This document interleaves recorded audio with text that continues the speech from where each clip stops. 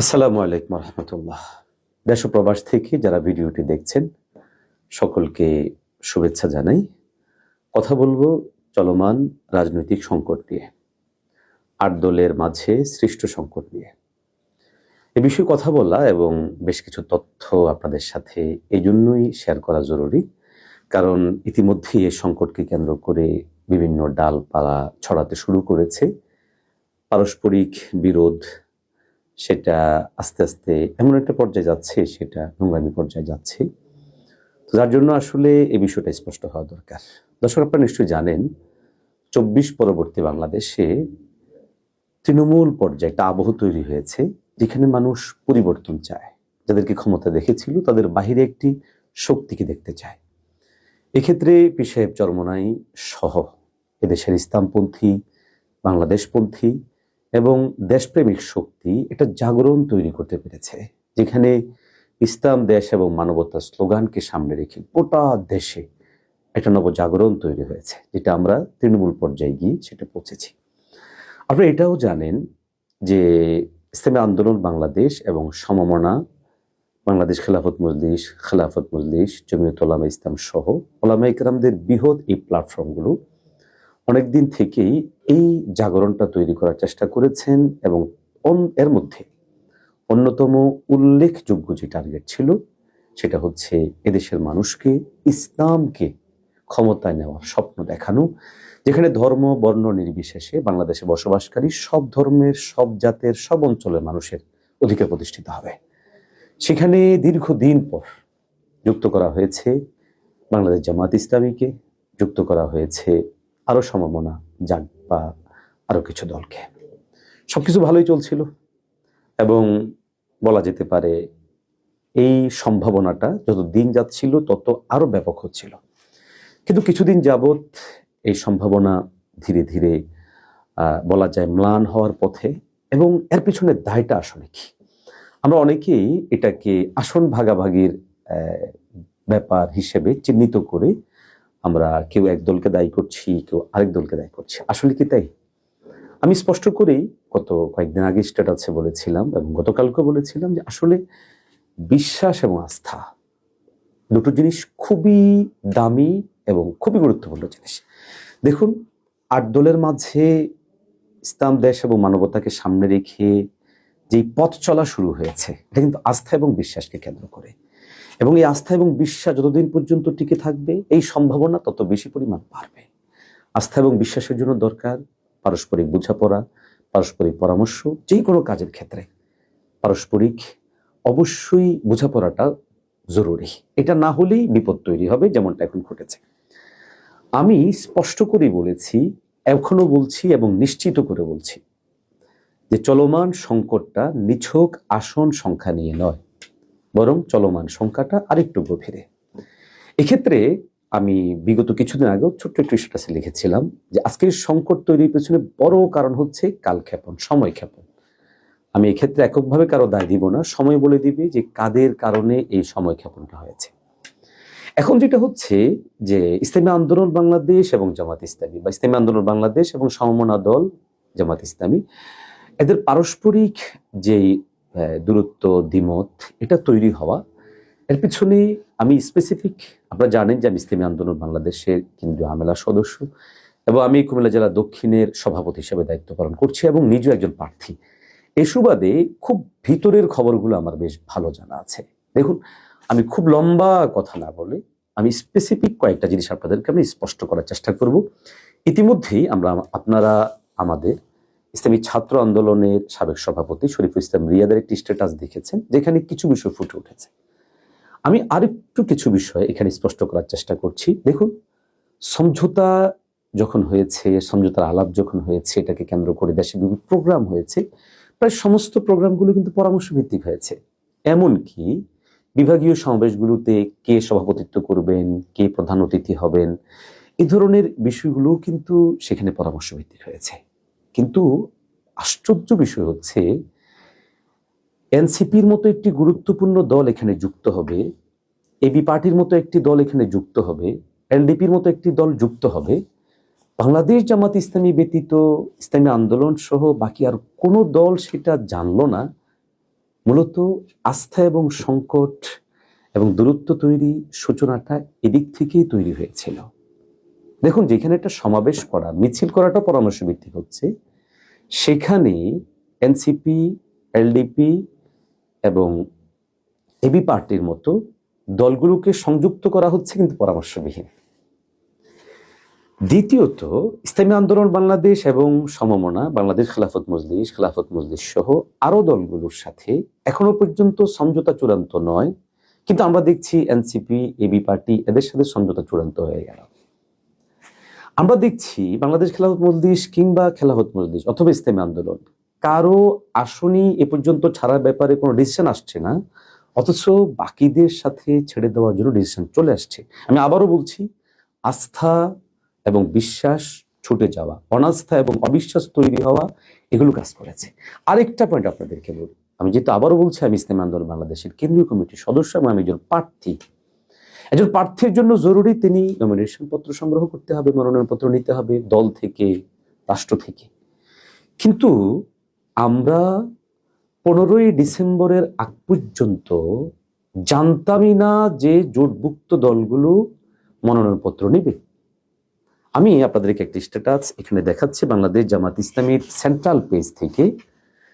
হঠাৎ করেই তারা তাদের সেন্ট্রাল পেজের মধ্যে ঘোষণা দিল যে সম্প্রতি, এটি আমি আপনাদেরকে পড়ে শোনাচ্ছি, সম্প্রতি দেশব্যাপী ত্রয়োদশ জাতীয় সংসদ নির্বাচন মনোনয়ন ফরম বিতরণ শুরু হয়েছে। বাংলাদেশ জামাত ইসলামীর পক্ষ থেকে গত 15ই ডিসেম্বর সোমবার 6টি এবং আজ 17 ডিসেম্বর বুধবার 51টি সহ মোট 57টি মনোনয়ন ফরম সংগ্রহ করা হয়েছে। আমি বিনয়ের সাথে বলবো, আমাদের যে সমস্ত অনলাইন অ্যাক্টিভিটি জামাত ইসলামীর পক্ষ হয়ে ইসলামী আন্দোলন বাংলাদেশের উপর কিংবা আমাদের বাংলাদেশ খেলাফত মজলিস ও খেলাফত মজলিসের উপর দায় চাপানোর চেষ্টা করছেন, আপনারা আপনাদের কেন্দ্রীয় দায়িত্বশীলদেরকে প্রশ্ন করুন যে আপনারা যে ঘোষণা দিয়েছিলেন, এই যে ঘোষণা, এই 57টা মনোনয়ন ফরম সংগ্রহ করার ক্ষেত্রে কি আদৌ সহযোগী সমঝোতার সাথে অংশীদার যারা তাদের সাথে কথা বলেছেন কিনা? অবশ্যই তারা বলেননি। সংকটের সূচনা, আস্থা উঠে যাওয়া, বিশ্বাস উঠে যাওয়ার সূচনাগুলো এবং বড় করে কিন্তু এগুলো কাজ করলো। যাক, এটার পরে ইসলামী আন্দোলন বাংলাদেশও ঘোষণা দিল যে আমরাও যেন মনোনয়ন ফরম সংগ্রহ করি, আমরাও করতে থাকলাম।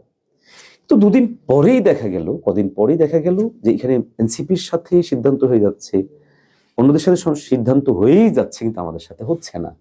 এবং সেটা আজ না হয় কাল, কাল না হয় পরশু, তখন না হয় আরেকক্ষণ, এভাবে করে বারবারই করা হয়েছে। আমি প্রশ্ন উঠাবো না, বাকি আস্থার সংকট এবং বিশ্বাসের জায়গা নড়বড়ে যেহেতু হয়, এই বিষয়টা বোঝানোর জন্য আরেকটা বিষয় আনার জন্য আমির জামাত সফর করলেন লন্ডনে। আমরা ঠিক জানি না তিনি কেন সফর করেছেন, আমরা সে প্রশ্ন উঠাতে চাই না, কিন্তু সমঝোতার সাথে অংশীদার দলগুলোর অবশ্যই সেখানে একটা সন্দেহ তৈরি করবে। রাজনৈতিক মহলে এটা একটা বোঝাপড়ার বিষয় থাকবে, তিনি কেন যাচ্ছেন। কারণ তারা বিএনপির দীর্ঘ 24 বছরের মিত্র ছিলেন, ক্ষমতার অংশীজন ছিলেন, আন্দোলন সংগ্রামে একই সাথে ছিলেন। আজকে যখন আমাদের মূল প্রতিপক্ষ বিএনপি এবং তার প্রধান থাকছেন লন্ডনে, সে লন্ডন সফর একাধিকবার করেছেন আমিরে জামাত, সেখানে সমঝোতার সাথে শরিক দলগুলো জানেই না কি ঘটছে। প্রিয় ভাইরা, আপনাদের বোঝা উচিত, আমি বারবার বলছি, এখানে আস্থা এবং বিশ্বাসের সংকট দেখা দিয়েছে। পীর সাহেব চরমোনাই কতটা রিস্ক নিয়ে বাংলাদেশ জামাত ইসলামীর মতো দলটির সাথে চিন্তার কাছাকাছি এসে সমঝোতার মতো সিদ্ধান্ত নিয়েছেন, আপনারা কোনোদিন কল্পনাও করতে পারবেন না। ইসলামী আন্দোলন বাংলাদেশকে তার দীর্ঘ যে সিদ্ধান্ত, সেখান থেকে সরে এসে মোহতারাম আমিরকে গোটা দেশ থেকে বিভিন্নভাবে চাপ প্রয়োগ করার পরেও তিনি বাংলাদেশ জামাত ইসলামীর মতো দল, যার গায়ে এখনো পর্যন্ত 71-এর দাগ লেগে আছে, এবং আপনারা জানেন যে দুদিন পর পর যখন 71 বিষয়টা আলোচনায় আসে তখন কোন পর্যায়ে পৌঁছে যায়।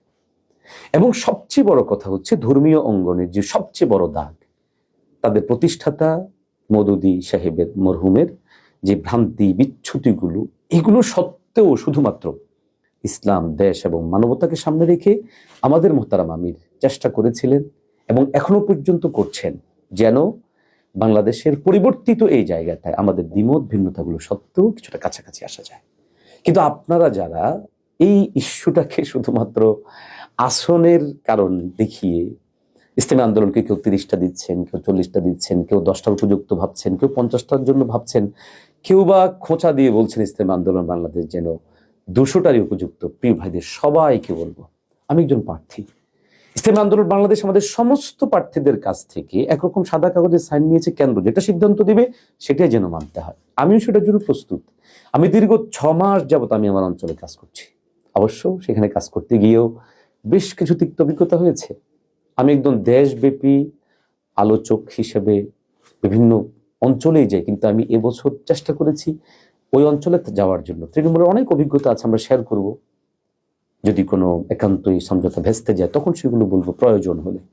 কিন্তু আজকে শুধু এতটুকু কথা বলি, শুধুমাত্র আসন ভাগাভাগি, কিন্তু ক্ষমতার ভাগাভাগির জন্যই আজকের এই সংকট নয়। এই সংকট অনাস্থা তৈরি করা, অবিশ্বাস তৈরির জন্য, আর অনাস্থা এবং অবিশ্বাস তৈরির জন্য সবচেয়ে বড় ভুল এবং ভূমিকা পালন করছে বাংলাদেশ জামাত ইসলামী। আমি দৃঢ়তার সাথে বলছি, এবং সেটা করেছে তাদের মৌলিক দুটো পয়েন্টকে সামনে রেখে। নাম্বার 1, কোনো প্রকার পরামর্শ ব্যতি রেখেই তারা দেশব্যাপী নমিনেশন ফরম সংগ্রহ করা। নাম্বার 2, বিশাল গুরুত্বপূর্ণ সিদ্ধান্ত এনসিপি, এবি পার্টি, এলডিপির মতো দলকে সংযুক্ত করা। আমি বলছি না যে এই দলগুলো সংযুক্ত করাটা দোষের, মোটেও না।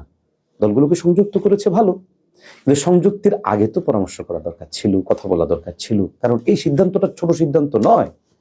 আপনারা সবাই প্রশ্ন করছেন ইসলামী আন্দোলন বাংলাদেশ কয়টা আসন নিচ্ছে, কয়টা আসন নিবে, কয়টা আসনের জন্য তাদের জ্বালাবো।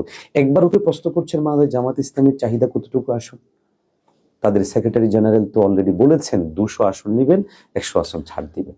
আপনারা কি এখানে পর্যালোচনা করতে পারেন না যে ঠিক কি কারণে তাদের 200 নিতে হবে, এবং এই 200 নেওয়াটা কি খুব বেশি একটা বাড়াবাড়ি হয়ে যাচ্ছে না? এরপরে অপরাপর যে সমস্ত দলগুলো আছে, এই দলগুলোর অনেকগুলোর ব্যাপারেও তো এই কথা চালু আছে যে এগুলো তাদের বি পার্টি কিনা। যেমন এবি পার্টি তো অলরেডি জামাত থেকে আসা তাদের যে যিনি প্রধান আছেন মঞ্জুর সাহেব, তিনি তো ছাত্র শিবিরের লোক, জামাতের লোক ছিলেন, এসেছেন। প্রয়োজন সাপেক্ষে আওয়ামী ওই সময়টাতে বিকল্প হিসেবে দাঁড় করাতেও পারেন। আরেকটি দল যেটা আছে বাংলাদেশ ডেভেলপমেন্ট পার্টি, এটাও তো সবাই বলেন যে এটা তাদের বিকল্প পার্টি, বি পার্টি। একইভাবে এনসিপি কেউ কেউ সেটা বলছে। আমি জানি না ঠিক ব্যাপারগুলো কি, যদি সেটাই হয় তাহলে নিজেদের দাবি কিন্তু 200, পাশাপাশি এনসিপির জন্য আরো 30টা, এবি পার্টির জন্য কিছু, বিডিপির জন্য কিছু, এলডিপির জন্য কিছু। তাহলে দিন শেষে আসলে সমঝোতার জন্য যারা সর্বোচ্চ পরিমাণ ত্যাগ করে বিগত 1 বছরের অধিক সময় জুড়ে কাজ করে যাচ্ছেন বিকল্প একটি স্বপ্ন নিয়ে, তারা কি কিন্তু কথা বলবে না? তারা কি একটু করে প্রশ্ন উঠানোর যৌক্তিকতা নাই? আপনারা যারা ফেসবুক স্ট্যাটাসে তিরস্কার করছে ইসলামী আন্দোলন বাংলাদেশকে, কিংবা বিভিন্নভাবে ব্যঙ্গ বিদ্রুপ আসবার জন্য, পরিষ্কার করে বলি, ইসলামী আন্দোলন বাংলাদেশ প্রয়োজনে একা নির্বাচন করবে ইনশাআল্লাহ। প্রয়োজনে সেক্ষেত্রে সমমনা সমচিন্তা দল একা নির্বাচন করব। একটি আসনও যদি আমরা না পাই সেক্ষেত্রে আমাদের কোনো আফসোস থাকবে না। তবে ইতিহাস অবিশ্বাসীদের এবং আজকের দিনে যারা অনাস্থা তৈরি করলো এই প্রজন্মের এবং আমাদের হৃদয়ে যারা দাগ দিল, ইনশাআল্লাহ তাদেরকে ক্ষমা করা হবে না। সম্ভাবনাকে যারা নিঃশেষ করে দেওয়ার জন্য ভিতরগতভাবে ভিন্ন রাজনৈতিক বিভিন্ন ধরনের প্রচেষ্টা চালিয়েছেন, ইতিহাস তাদেরকে ক্ষমা করবে না। ক্ষমতা আমাদের উদ্দেশ্য না, আমরা চেয়েছি দেশের পরিবর্তন, বাংলাদেশে একটা নতুন জাগরক শক্তি তৈরি হোক। সেটা না হওয়ার পিছনে যারা দায়ী, সময় সুযোগে আমরা কথা বলবো, এবং স্পেসিফিকলি বলবো যারা আজকে কথা বলছেন আপনাদেরকে সাথে নিয়েই প্রয়োজনে ডিবেট হবে, কথা হবে। ভালো থাকবেন, সবার প্রতি প্রত্যাশা রাখি, দোয়া করি সমঝোতাটা টিকে যাক, পরিবর্তিত বাংলাদেশে ভিন্ন কিছু ঘটুক, কিন্তু এই অনাস্থা এবং অবিশ্বাস তৈরির পেছনে তাদের ভূমিকা, তারাও এক্ষেত্রে প্রায়শ্চিত্ত দিক। সবাই ভালো থাকবেন। আসসালামু আলাইকুম রহমতুল্লাহ।